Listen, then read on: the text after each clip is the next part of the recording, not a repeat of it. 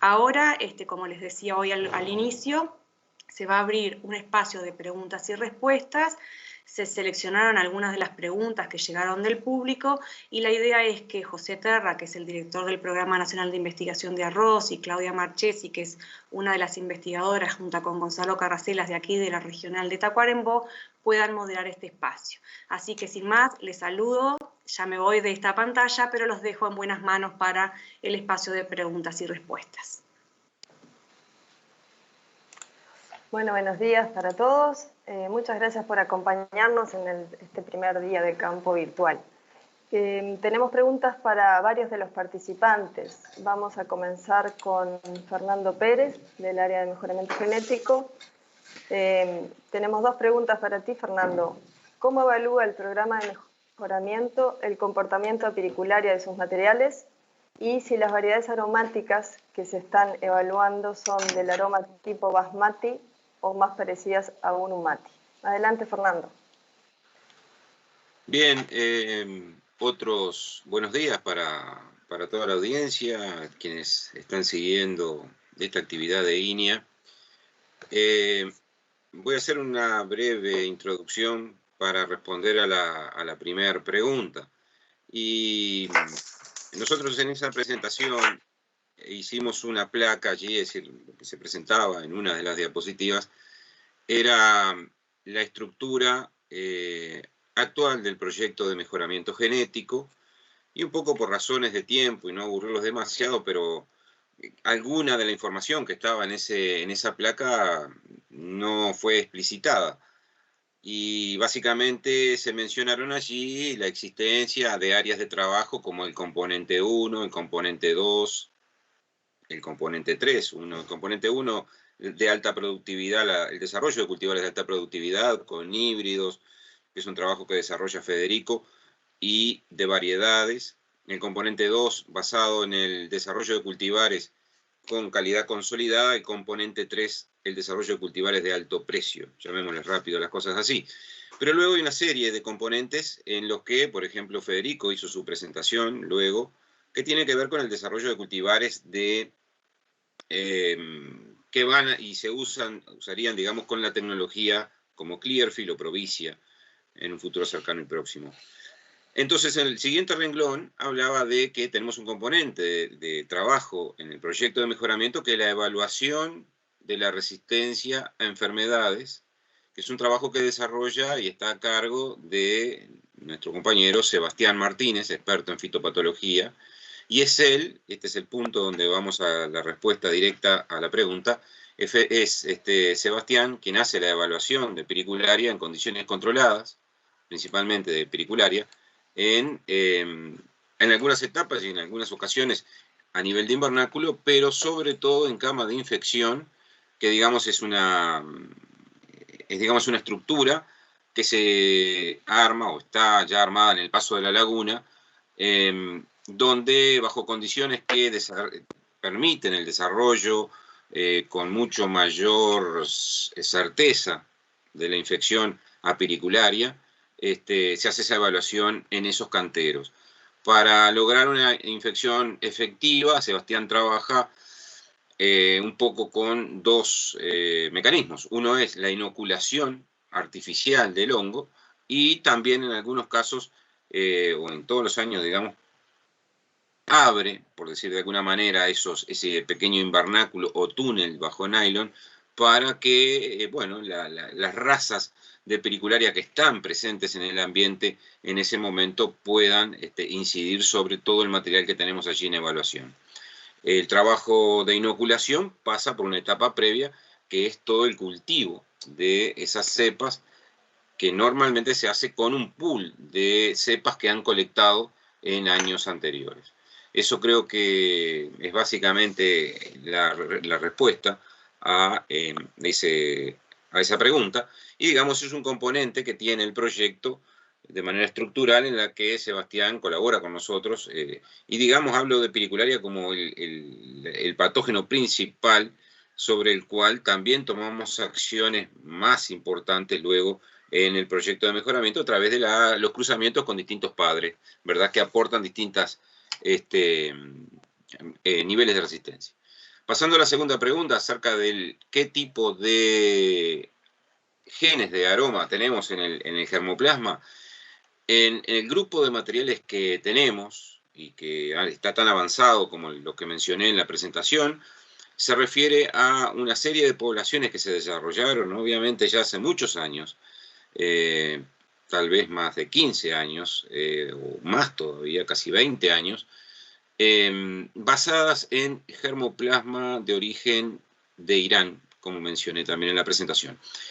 Si bien son muy cercanos geográficamente al origen del material basmati, este tipo de material entendemos que corresponde a genes de tipo Jasmine, que es seguramente el tipo de gen de genética que tiene Urumati. Estamos trabajando, también Federico y yo, digamos, en la incorporación de material basmati al programa, porque, de vuelta, el basmati sin duda es la estrella, ¿no? Es la estrella en el mercado en términos de precios. Sin duda que hay una cantidad de cuestiones que hacen a la denominación de origen, a cuestiones que tienen que ver con derechos y que tienen ciertas regiones, por ejemplo, entre India y Pakistán, para poder vender ese tipo de arroz basmati con su denominación de origen, y son, digamos, el tipo de arroz que logra los mejores precios tal vez a nivel del mundo. De todas maneras, entendemos que, bueno, estamos trabajando en los primeros cruzamientos, es decir, tenemos poblaciones en generaciones bien tempranas, con miras a en el futuro poder desarrollar material de este tipo. Muchas gracias, Fernando. Ahora tenemos una pregunta para Federico Molina, también del programa de mejoramiento genético. Y la pregunta es la siguiente: ¿qué características tienen los dos materiales Clearfield en validación más próximos para liberar respecto a Guri, y en cuánto se pueden parecer a Olimar? Adelante, Federico. Bueno, buenos días, muchas gracias por la consulta. Para un poquito respecto a los tiempos voy a tratar de ser breve, pero básicamente estos dos cultivares son retrocruzados con Olimar, es decir, los dos tienen 3 retrocruzas con Olimar.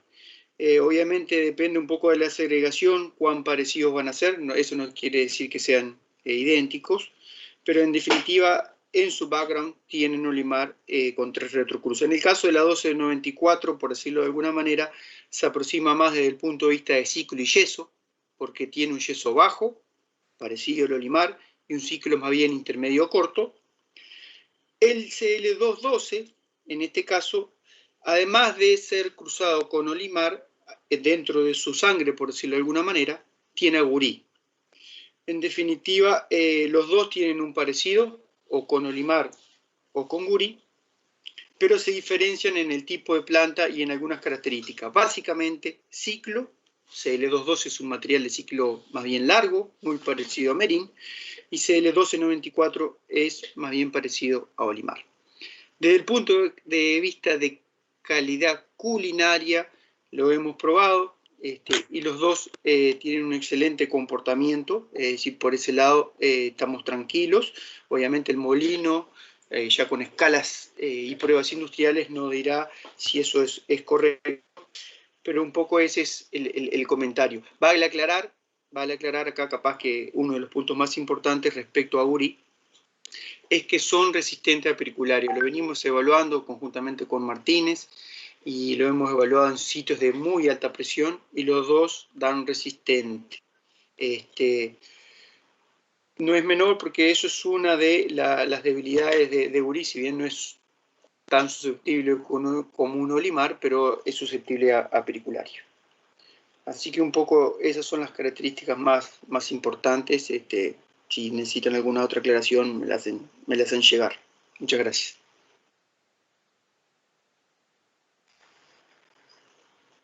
Bien, siguiendo con las preguntas, hay un par de preguntas para Claudia. La primera es si puedes desarrollar y describir un poco el servicio de detección de resistencia a herbicidas que hacía Saldain y que es más rápido que el de germinación a invernáculo. El de germinación es lento y demorado y llega a entrada a la zafra siguiente.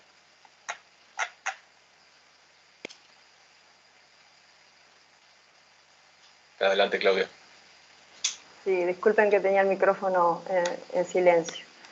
Bueno, muchas gracias por la pregunta. El servicio que le llaman así, que había puesto a punto Néstor Saldain, nuestro compañero del programa Arroz de la zona este, no llegó a funcionar como servicio. La ventaja que tiene es que, como lo dice el que hace la pregunta, que sería un test de germinación y de crecimiento de solo 7 días.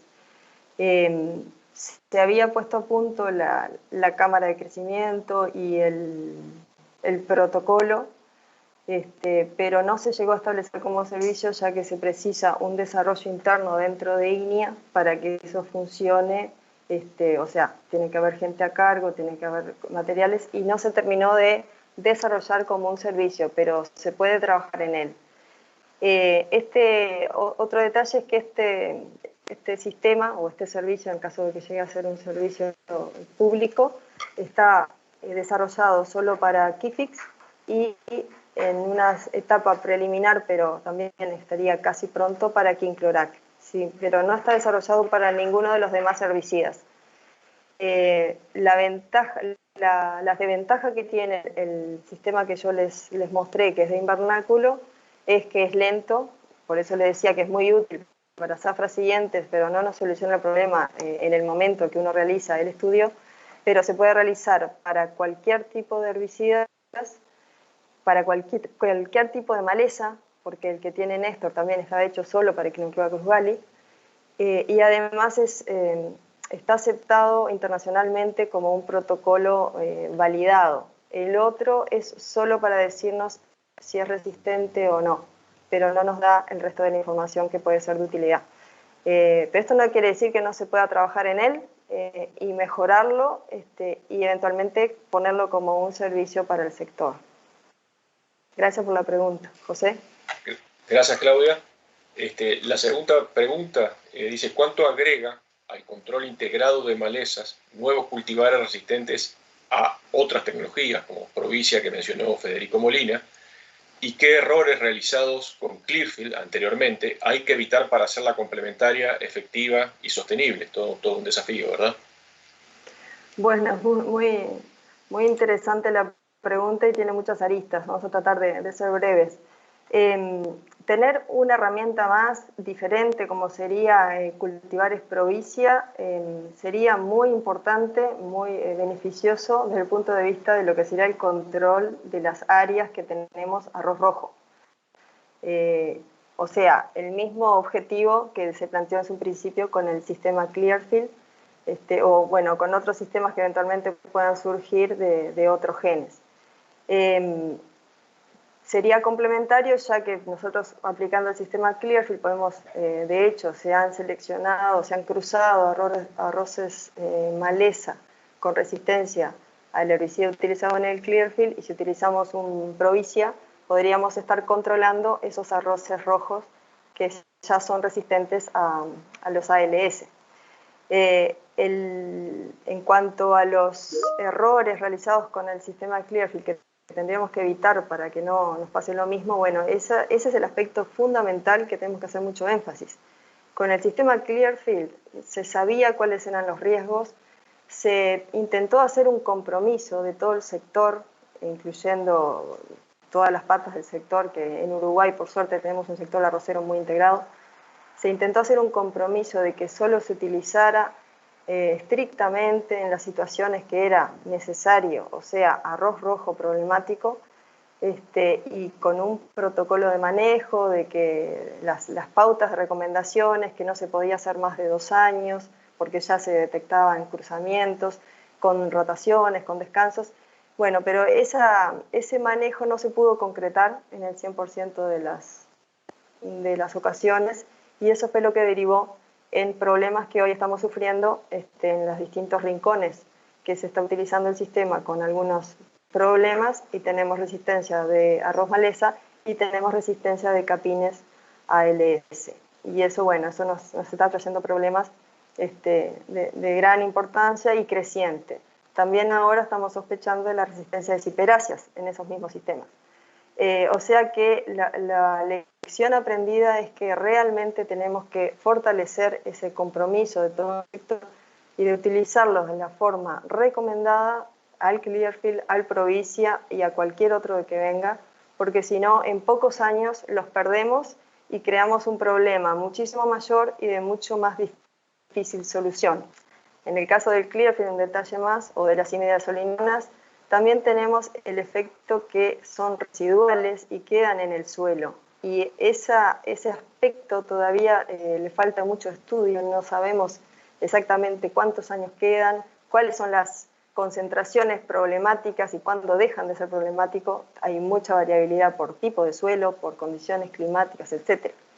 Esos detalles con el Provicia no los tenemos, ya que es un herbicida que no queda residual en el suelo.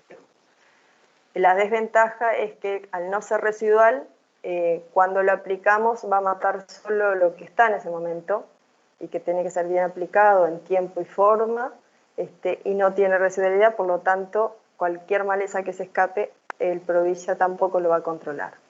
Pero bueno, insisto en que es un compromiso de todo el sector para poder utilizar las dos tecnologías y la tecnología convencional de rotar cultivos, de dejar descansos, de rotar con praderas, y de esa forma sí la vamos a hacer efectiva y sostenible en el tiempo, que es lo que más nos interesa.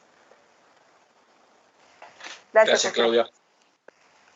Agradezco, Claudia. Bueno, ahora continúo con consultas para Gonzalo Carracelas. Pasamos a la parte de riego, que tenemos varias consultas para varios expositores. En cuanto a la primera intervención de Gonzalo, que habló de retiro de agua y momento de cosecha en línea Merín, la consulta es si el año pasado hubo alguna interacción entre estas dos variables, o sea, entre el retiro de agua y el momento de cosecha. Y la segunda pregunta es si hubo diferencias en los resultados que se obtuvieron con estos manejos en la zona norte respecto a la zona centro y también a la zona este, donde también se realiza este experimento. Adelante, Gonzalo. Bueno, buen día para todos y muchas gracias por...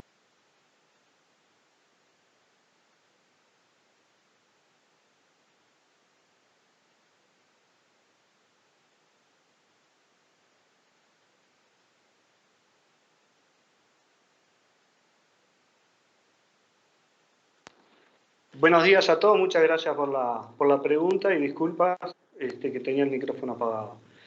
Les comentaba que los resultados que son preliminares corresponden a solo una zafra. En la zafra anterior, el momento de cosecha y los distintos momentos de retiro de agua, finalización de riego, no existió interacción. O sea, lo que quiere decir eso que los diferentes momentos de finalización de riego se comportaron de la misma manera con la misma tendencia y diferencias en los distintos momentos de cosecha.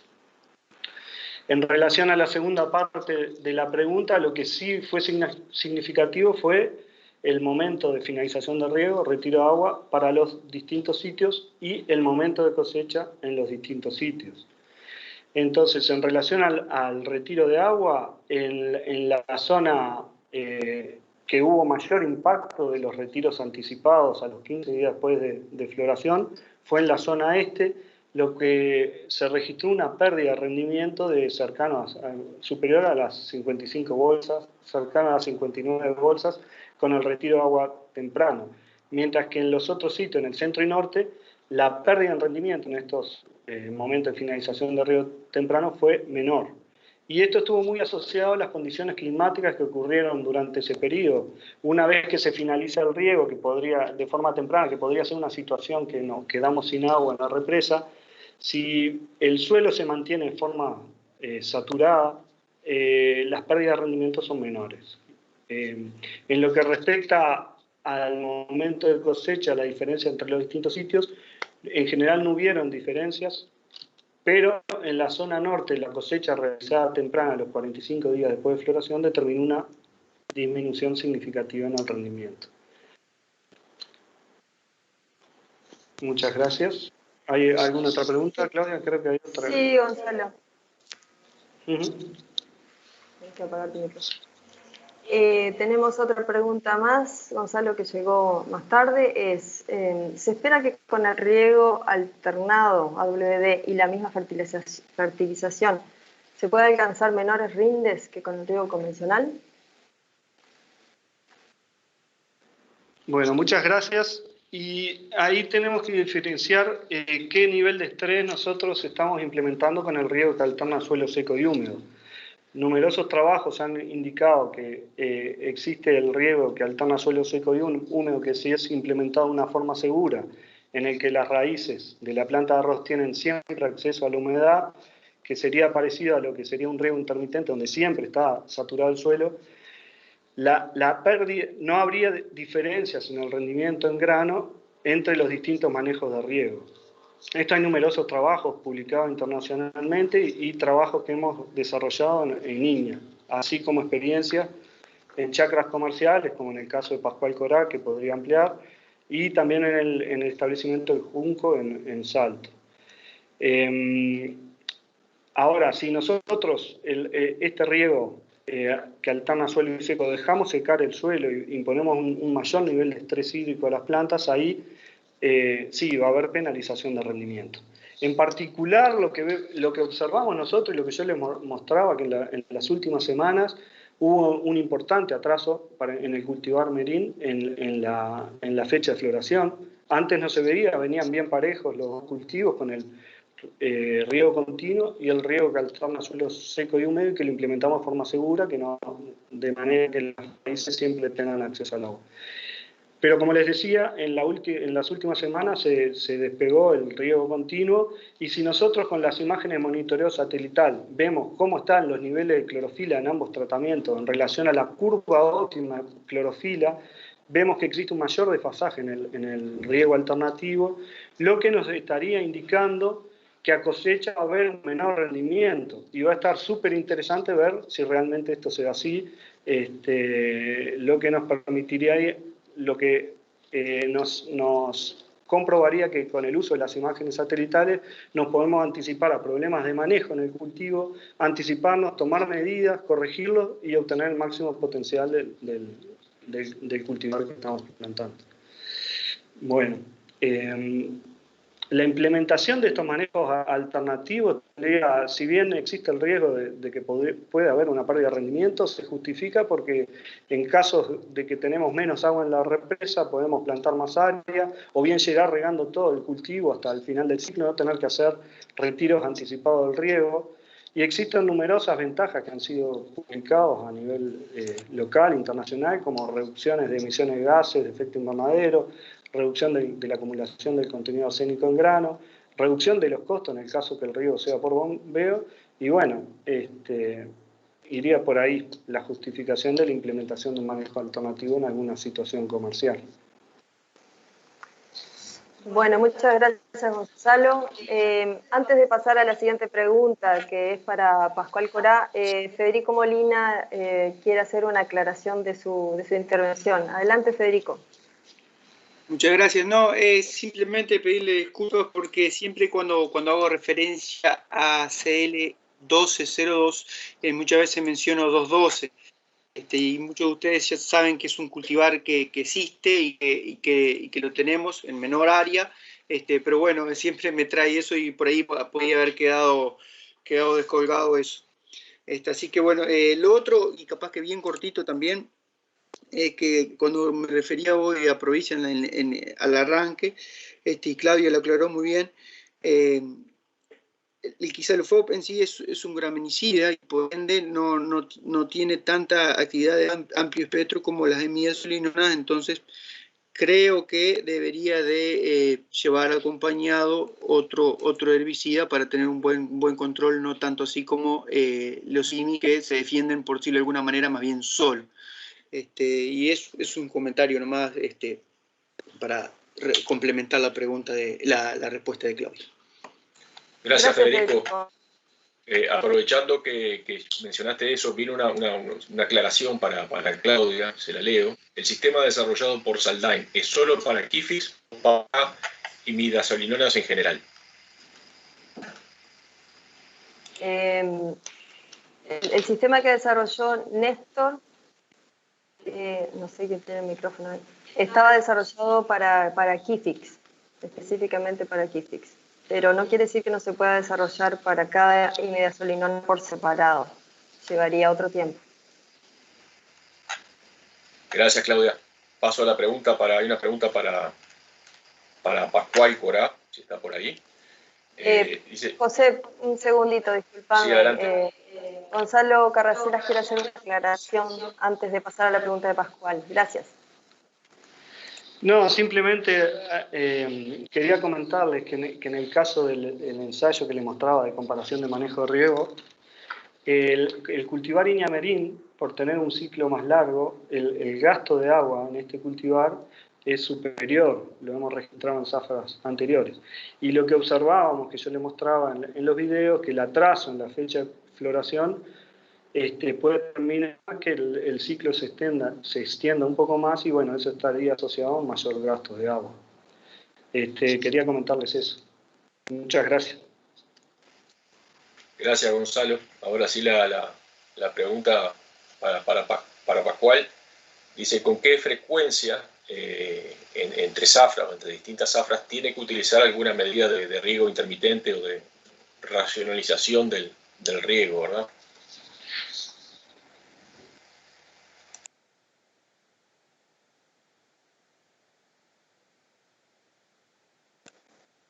Pascual, ¿tienes el micrófono apagado?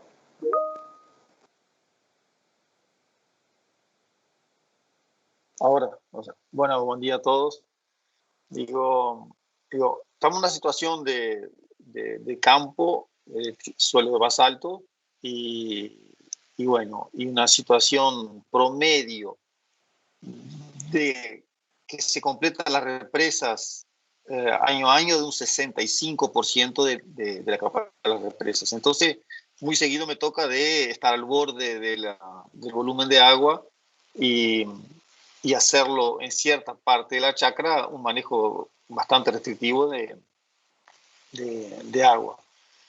Digo, pero como sistema predeterminado, se ha hecho una vuelta a unos ensayos con el línea hace 4 o 5 años atrás y este año de vuelta en función de que largué muy justo de volumen de agua. Entonces se determinó hacer algo en parte de la chacra. En porcentajes de la chacra estamos hablando ahí en un 20% del área se trabajó con ese sistema.